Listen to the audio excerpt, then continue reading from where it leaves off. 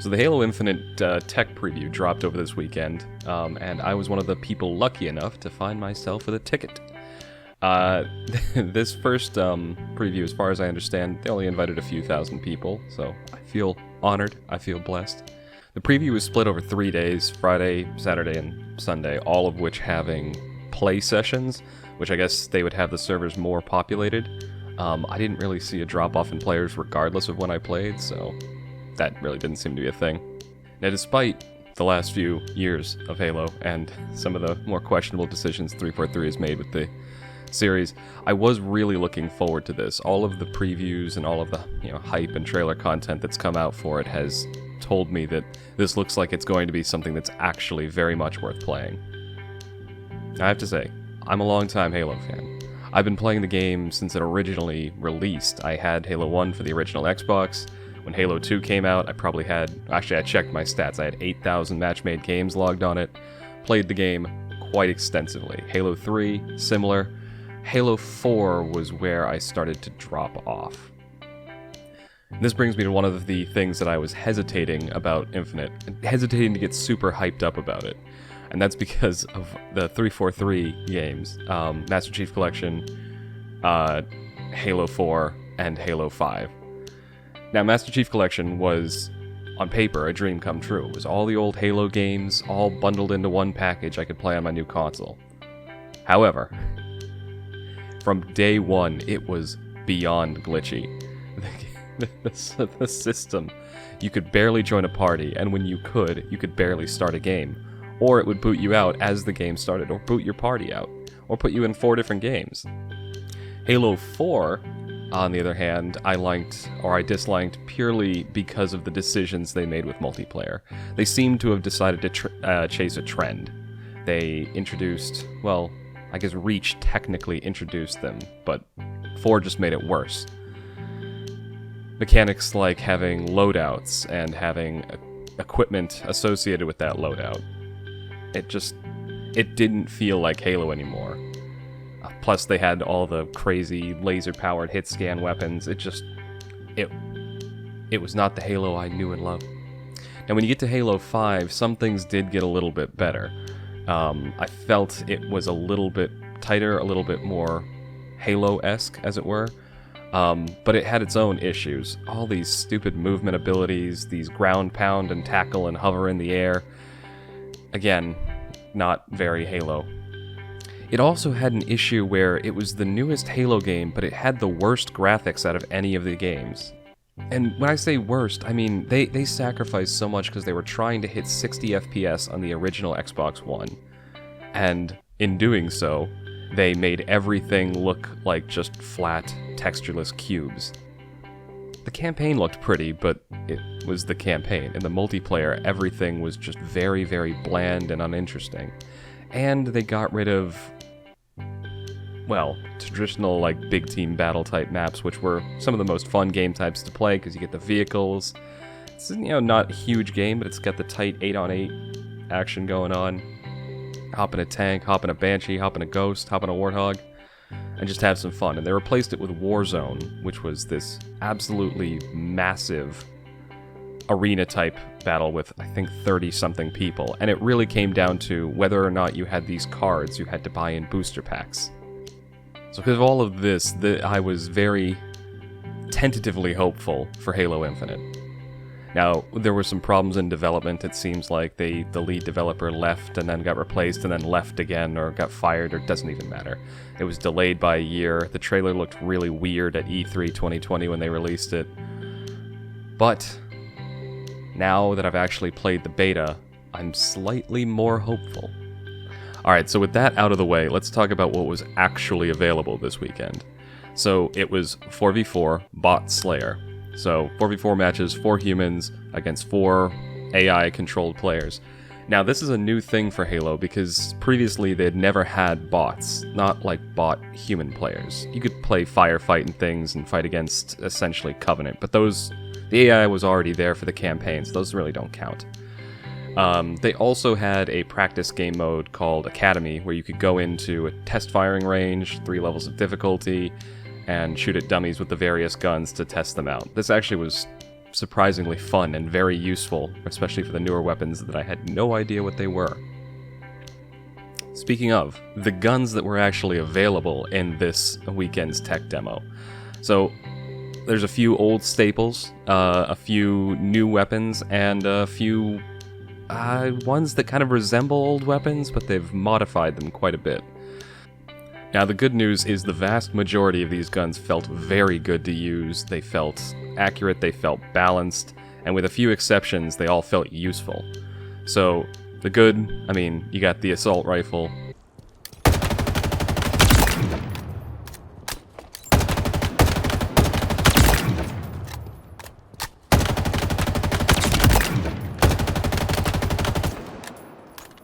The battle rifle. The commando, which was sort of like it was a fully automatic gun, a rifle, that had a scope on it.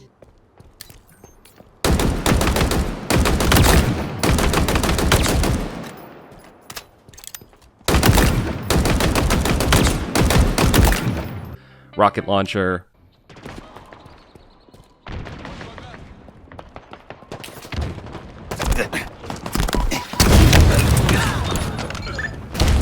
Gained the lead. Pistol.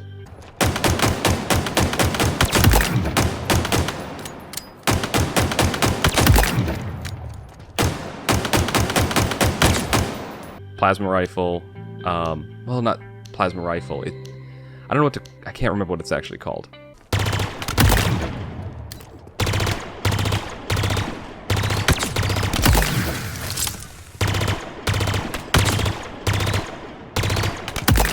The plasma pistol was in this, the needler. Stick it to him!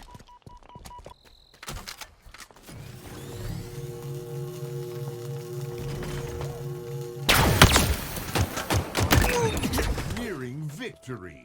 Those were all pretty good guns. And there are only a few... Oh, the sniper rifle was also here, and that one also felt awesome. It felt like it usually does in the Halo games. I mean, I like that, though, because the whole...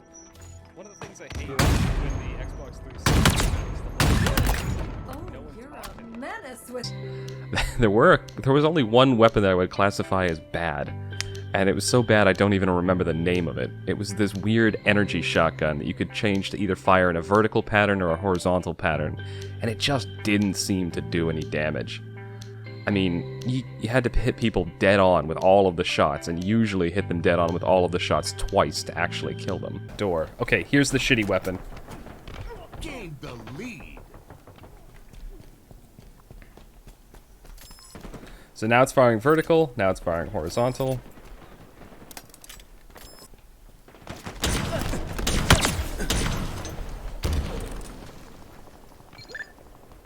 Oh, kill assist.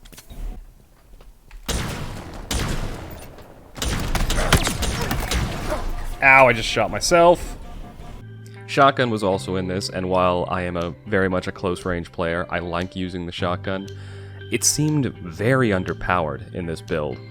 Like, even at close range, I was having to fire 3 times just to kill someone with the shotgun.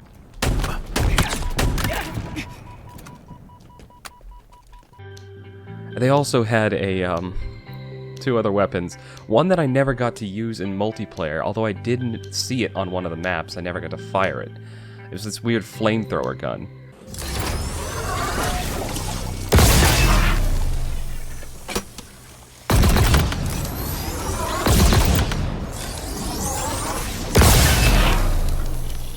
They also had the skewer, which is like a brute sniper rifle that is obnoxiously hard to hit anything with, at least on these small maps that they had us playing on.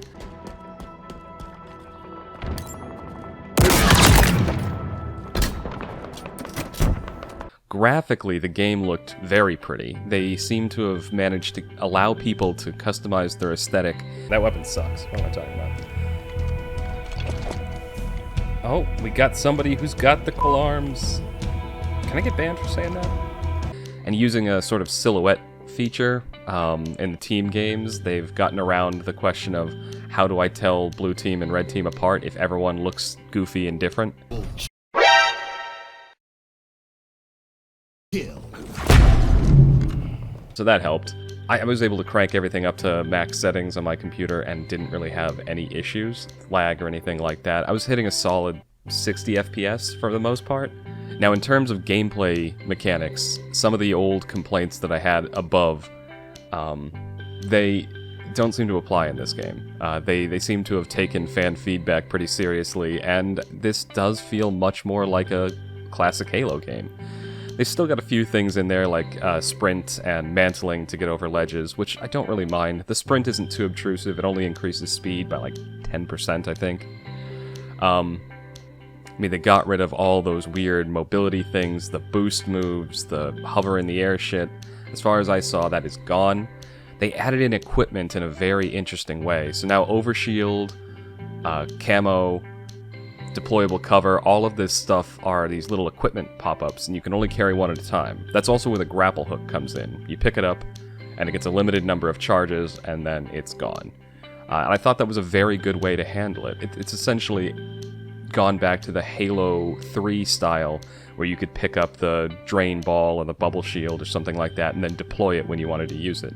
It's just now that camo and overshield are also equipment like. And now, I play Halo on a controller, so one thing that has always haunted me, and this was a huge problem in Master Chief Collection, they don't allow for fully customizable controller controls.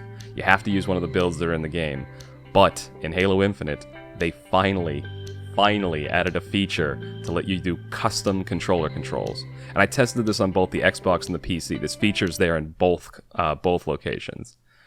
Oh, damn it! It forgets your controls every fucking time. Oh, crap. So every time you log in, you have to redo all of your fucking controls. The last thing, and really this is the only complaint, this is something that was introduced in Halo 5, and I hated it then, and I still hate it now. The fact that now power weapons are up on this big pedestal, and then there's an announcement. It's like, hey, the power weapons are spawning, and there's this big floaty thing in the middle. I don't like it. It honestly, I think it takes more away from the game than it adds. Because before you would have to have some level of skill, like pay attention to the clock. Oh, when did this person take it? It should be spawning in 1 minute or 2 minutes or something like that. Now, you don't even have to think about it. The big AI lady is just going to go, hey, dumbass, go get the weapon, it's spawning. And, of course, that makes the middle of the map a clusterfuck. Or it would if everyone was a human player. The bots don't seem to care. Finally, what would this be without glitches?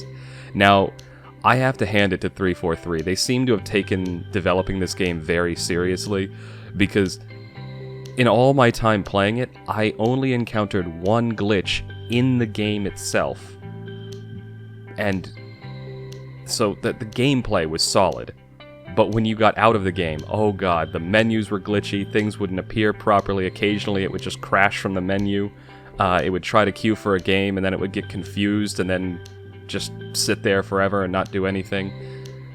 So there's a lot of stuff outside the game, but that tells me that they've spent all their time and effort getting the game to work, and now they're cleaning up the pretty stuff around the game. Now the one glitch I did encounter in the game was when I tried to pick up a sniper spawn, and my teammate tried to pick up a sniper spawn at the exact same time. We both got the sniper. S7 sniper available. Oh, that's a glitch. Two of us...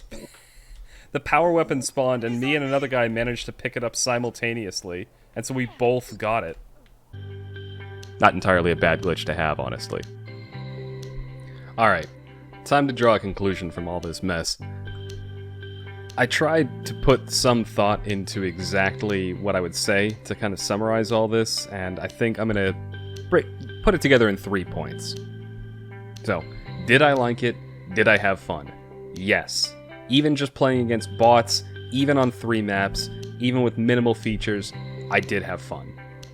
How did it play? Honestly, it played excellent. It felt more like Halo than anything I've played from 343 thus far. And lastly, how has this affected my outlook towards Halo Infinite as a game?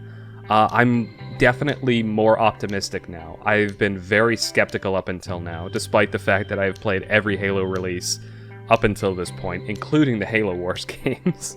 But no, now I think I'm going to give the game a chance when it comes out. I'm going to buy it. I'm not going to wait for reviews. I will try it out, and, you know, fingers crossed. I'm going to keep playing these. If they put out more of these technical betas and I get invited to them, I'm going to keep playing them and keep trying out the new modes. I want to see how CTF functions. I want to see how the vehicles function. But yeah, that's my thoughts. That's my first impressions after having played it for the weekend. You know, let me know what you guys think. And hey, this is my first type of video of this kind, so let me know what you think of this format. But that being said, thank you for watching. Hopefully you'll tune in again soon.